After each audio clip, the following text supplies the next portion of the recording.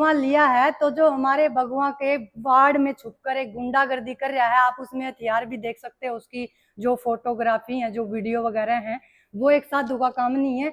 आप मेरे को देख सकते हो कौन सा हथियार है मेरे पास।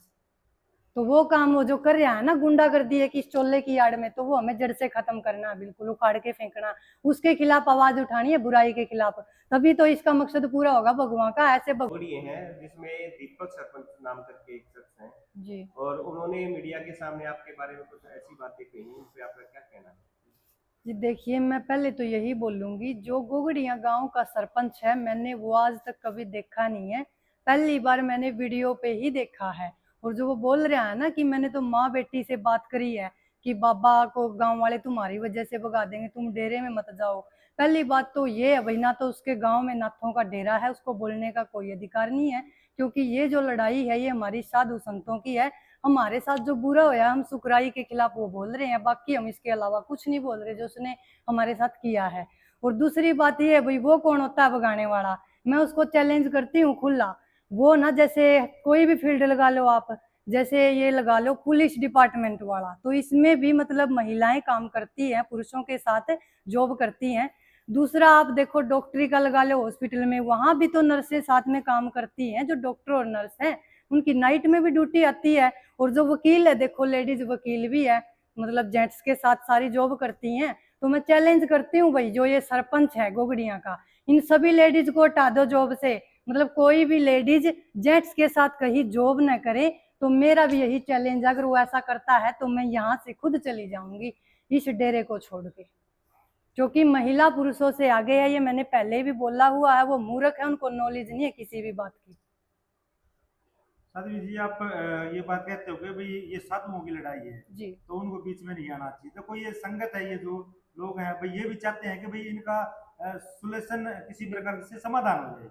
जी बिल्कुल, लेकिन वो सोल्यूशन करवाने वाली बातें नहीं है, वो तो आपस में भड़काने वाली बात है एक दूसरे को। नहीं, बोला तो वो तो उन्होंने भी यही है कि भाई ये जिस प्रकार से गांव के लोग हैं भाई ये मिलकर के इसका समाधान निकाले किसी भी प्रकार से। चलो वो मैं मान गई आपकी बात, वीडियो मैंने भी देखी है, लेकिन कुछ अपशब्द हैं जो मेरे खिलाफ उन्होंने बोले हैं।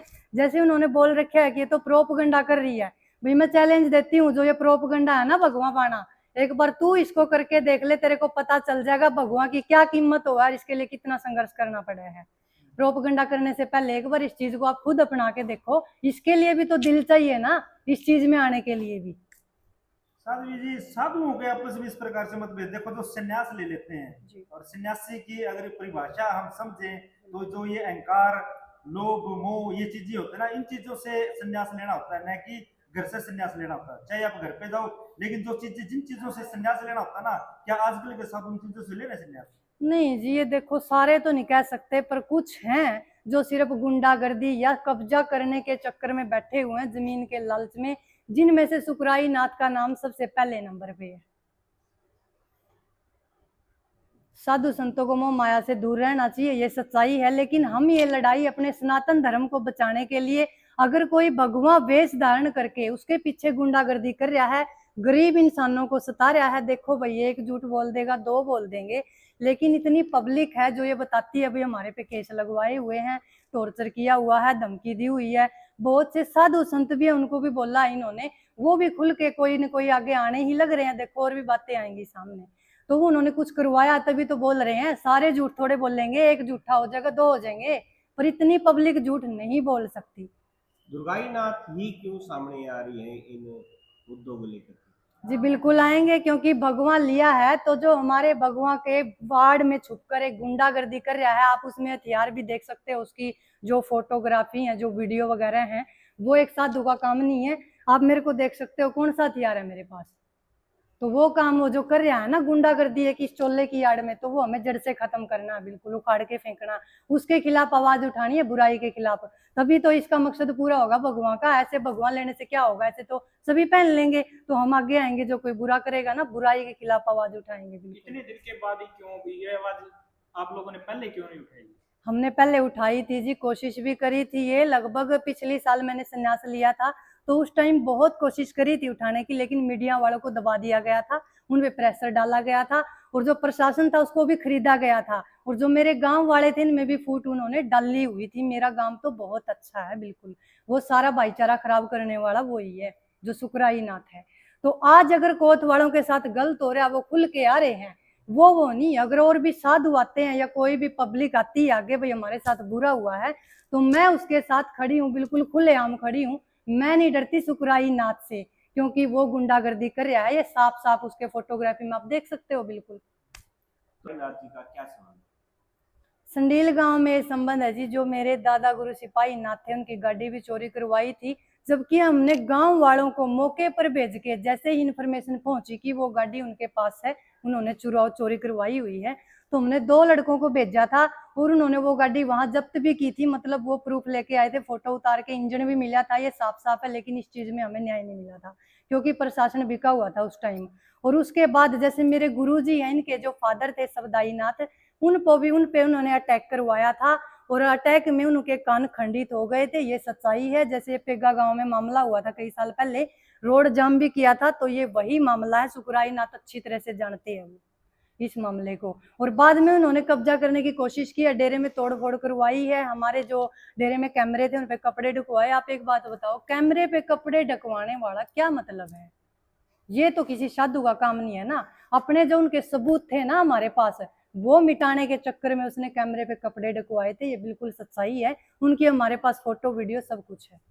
क्या दुर्गाई नाथ को डर नहीं लगता सुकराई नाथ? बिल्कुल भी नहीं लगता जी, ऐसे बेड़ियों को उखाड़ उखाड़ फेंकना है बिल्कुल। क्योंकि हम नहीं देखते, ये देखना भी नहीं चाहते कि हमारी पब्लिक को, हमारे समाज को कोई साधु वेश में आके तंग करे उसकी आड़ में। क्योंकि हमें पब्लिक को ऐसे बेड़ियों से बचाना है, और इसके खिलाफ हम आज उठाते रहेंगे। हम सुकराई नाथ को कुछ नहीं मानते, न ही वो पीर है। क्योंकि अगर वो पीर होता, चलो मान लिया वो पीर है, तो जैसे वो हमारे साथ पीर है, वो क्यों नहीं आ रहे? अब वो भी तो बैठ के विचार कर सकते हैं इस बात पे। क्योंकि सभी को डर लग रहा है ये केस न लगवा दे, लेकिन हमें डर नहीं लग रहा, क्योंकि हमने तो जो अपना ये त्याग या बलिदान किया है ना भगवान चोले में आके, ये इसीलिए किया कि हम बुराई के खिलाफ लड़े, आवाज उठाएं खुल के। और एक जो बता रहे हैं कि आपके किसी गुरु या दादा गुरु का सुकराई नाथ जी से संबंध है, एक लेटर मिला था जिसमें हैंड राइटिंग, सुसाइड लेटर मिला था, वो क्या मामला है? वो यही मामला है जो मैंने बताया था, पेग्गा वाला है, जो सबदाई नाथ थे।